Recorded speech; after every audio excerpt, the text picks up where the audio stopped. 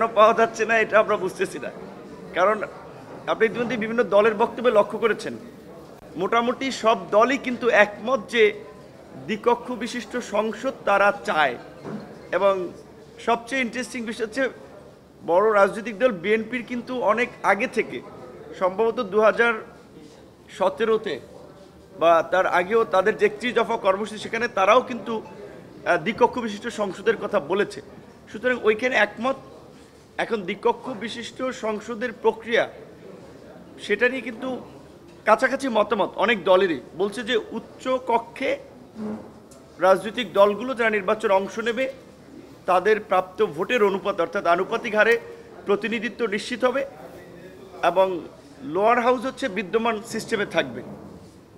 এখানে অনেক দল মোটামুটি একমত। এবং এই ইস্যুটি কিন্তু তিনবার এই ফরেন সার্ভিস একাডেমিতে আলোচনা হয়েছে। তো একটা ইস্যু নিয়ে যদি এতবার আলোচনার পরে কনক্লুশনে পৌঁছানো না যায়, তাহলে কিন্তু আসলে আলোচনা অনেকের কিন্তু ধৈর্য বা আগ্রহ থাকে না।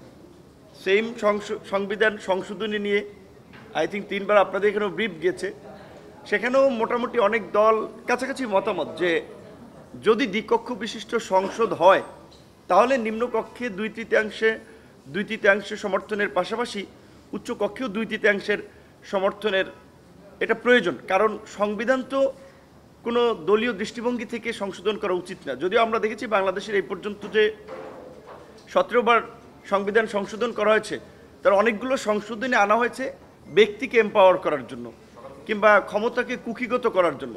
সেই জন্য আমাদের দলের পক্ষ থেকে প্রস্তাবটা ছিল যে সংবিধান সংশোধন এইটা একটা জাতীয় ইস্যু, এবং একটা সংবিধান তো একটা জাতির চুক্তি, রাষ্ট্র পরিচালনার ক্ষেত্রে একটা লিপিবদ্ধ মূলনীতি। সুতরাং এইখানে যদি হাত দিতে হয়, তাহলে অন্তত মেজর স্টেক হোল্ডারদের মতামত নিয়েই করা উচিত। সেই জায়গা থেকে আমাদের মতামত ছিল যে লোয়ার হাউজের মতো আপার হাউজেও 2/3 এটা পাশ করা।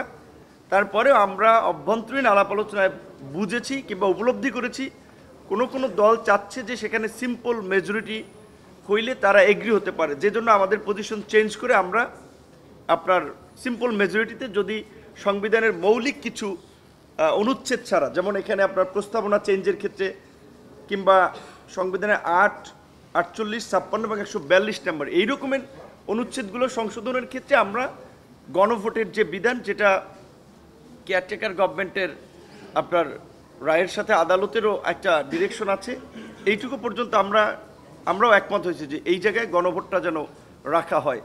আর আমরা বারবার যেই কথাটি বলেছি যে কমিশনের অভ্যন্তরীণভাবেও যেটা আমরা বলি, এখানেও আপনাদের সহ দেশবাসীকে, কারণ সবাই তো চেয়ে আছে এখানে কী আলোচনা হচ্ছে, কী সিদ্ধান্ত আসছে, আমরা সকল দলকেই বলবো যে কোন প্রেক্ষাপটে আমরা আজকে আসলে ফরেন সার্ভিস একাডেমিতে পলিটিক্যাল পার্টিগুলো বসছি কিংবা জাতীয় ঐক্যমত্য কমিশন গঠন হয়েছে একটা গণ অভ্যুত্থান পরবর্তী পরিস্থিতিতে।